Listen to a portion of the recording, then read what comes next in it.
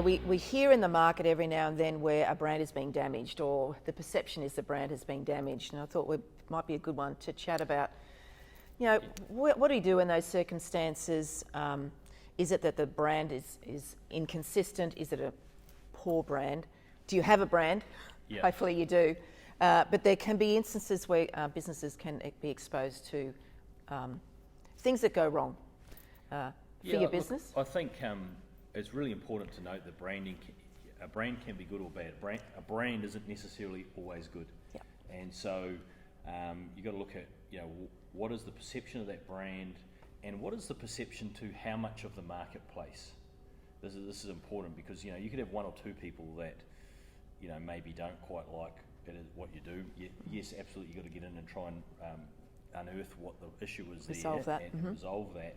But if that's only a tiny sliver of the marketplace, and you've still got so much more opportunity out amongst the rest of it who don't even know who you are, I would say, let's get some That's your context problem. around that. Yes. Let's not worry too much about, let's not get stuck in the weeds here in the minutiae with the tiny, with these couple of people here that we'll probably never satisfy, and go back to, okay, where is the bulk of the market, and how many of those know who our brand is?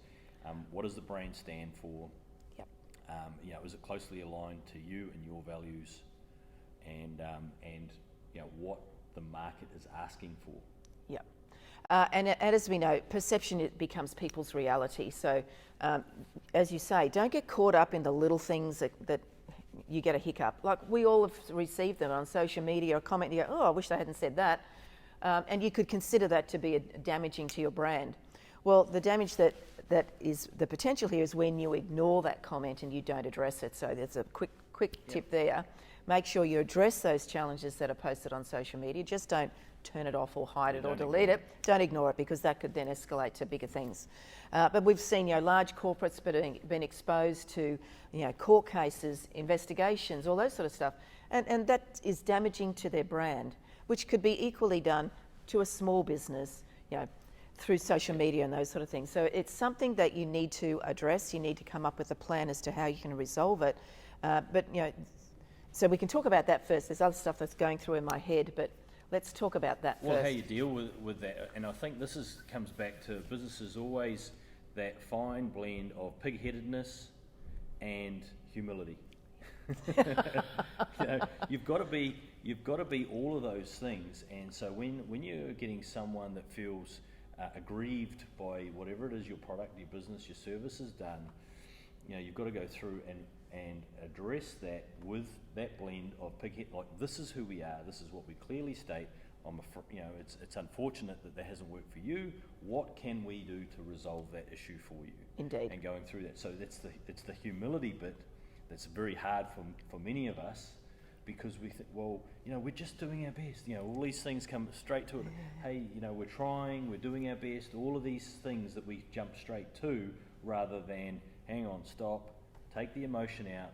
What's that customer, or what's that portion of the market, or could even be an employee. What's that employee, that customer, that supplier? What is their grievance? How is it affecting your brand? How could this scale out of control quickly if we don't address it? Yeah, and I think there's a couple of key points that come out of that. Is address it quickly, and it could be that you have stuffed up. We've all done that over time. Just admit it and say, you know what, I'm human. Yep, we stuffed up. This is what we're going to do to resolve it. But address it quickly and resolve it. And if the customer is still dissatisfied, I guess what you can do is agree to disagree and say, look, not intended, our apologies. And if you have to put that on social media because that's where they've taken it, because often that's the place they go, They don't necessarily pick up the phone and ring you, they'll put it on social media. So address it there and be honest. And if you have stuffed up, own it, accept it, and say, this is what we're doing to resolve it. And the important thing here is because I see a lot of this, a lot of business owners come, someone's posted something on social media about them, put it into context. Yeah. Who is this person? What is their reach? Is their opinion backed up, followed up by the vast majority of your clients? Yeah. And if it's not the case, deal with it, address it, park it, don't beat yourself up about it, move on, because if the bulk of your clients, you know, love what you're doing and the rest of it, and these people are just in the minority, you know, like, you're not going to please all the people all the time. You can't. So, you know, don't beat yourself up too much about it, but do listen, make the adjustments if they're valid and warranted, and you've got to do that in a neutral humility, in a way with humility. That is it genuinely warranted, or is this just someone off on a tangent? Let's face it, you get those people. It happens. You get those people. So you can't just say, oh, my business is going to collapse now. You know, you need to build that resilience up. You need to almost expect that as you grow, there is going to be some people, pushback. There's going to be a percentage of people that aren't happy with what you're doing. And that's fine. Exactly. You know, that's the marketplace. Indeed. So the other thing we should just quickly touch on is, do you have a brand, and is it consistent?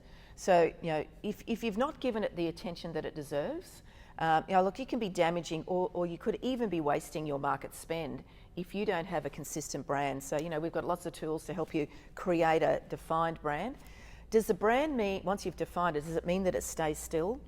No. If you look at the Navigate brand even, we've had many iterations, and it's been a gentle, progressive change, and that's okay, because sometimes you'll put it out there and you realise that, oh, we've just got to tweak it a little bit to really connect with our audience better.